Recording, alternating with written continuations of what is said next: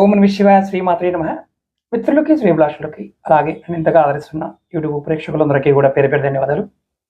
మిత్రులరా, మీ అందరికీ పరాదేవత ఎల్లవెల్లలా మీతో ఉండి మీ మనోవాంఛ నెరవేర్చాలని మనస్ఫూర్తిగా కోరుకుంటున్నాను. మీ అందరికీ ముక్కోటి ఏకాదశి శుభాకాంక్షలు. శ్రీమన్నారాయణ యొక్క కృపా కటాక్షంతో రాబోయే సంవత్సరం మీ అందరికీ కూడా అష్టైశ్వర్య భోగభాగ్యాలు కలగాలని స్వామివారిని వేడుకుంటున్నాను. ఈ షార్ట్ వీడియోలో మనం ఎవరైనా సరే విదేశాల్లో ఉన్నామండి, మనకి దేవాలయాల దగ్గరలో లేవు, దేవాలయానికి దర్శనం చేసుకోలేము, అలాంటప్పుడు మేము ఏదైనా మార్గం ఉందని అడిగారు. ఖచ్చితంగా ఉంది. దీపారాధన అంతకుముందు వీడియోలో 10 ఒత్తులతో ఎలా చేయాలో చెప్పాను. ఇది 16 ఒత్తులతో దీపారాధన.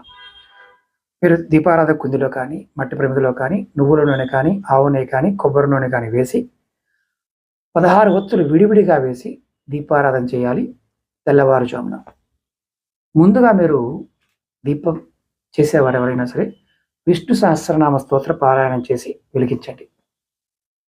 తర్వాత మీ దగ్గరలో ఎక్కడైనా సరే విష్ణాలయం ఉంటే అక్కడికి వెళ్ళవచ్చు, లేదా మీరు దేవాలయ దర్శనం చేసుకున్న తర్వాతైనా ఈ దీపారాధన చేయవచ్చు. మీరు అవకాశం ఉందనుకోండి, మీరు ఈ దీపారాధన ఎర్లీ మార్నింగ్ అంటే మనకి చేసుకోవడానికి అవకాశం ఉంటే వైష్ణవ ఆలయం ఎక్కడైనా సరే, అంటే మనకి వెంకటేశ్వరుడు ఆలయం కావచ్చు, రాముడు కావచ్చు, కృష్ణుడు కావచ్చు, ఇలా శ్రీ మహావిష్ణు స్వరూపంతో ఉన్న ఆలయాల్లో ఎక్కడైనా దీన్ని వెలిగించడం చాలా శ్రేష్టం.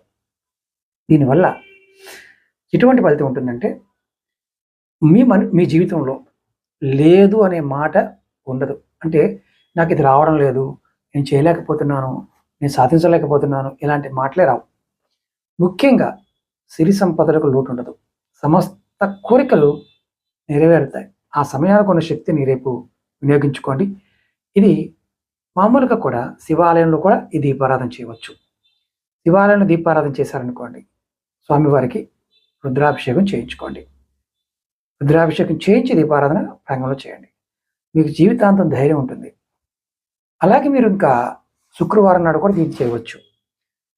శుక్రవారం నాడు రాహుకాలంలో కూడా కుంకుమార్చన చేసి వెలిగించవచ్చు.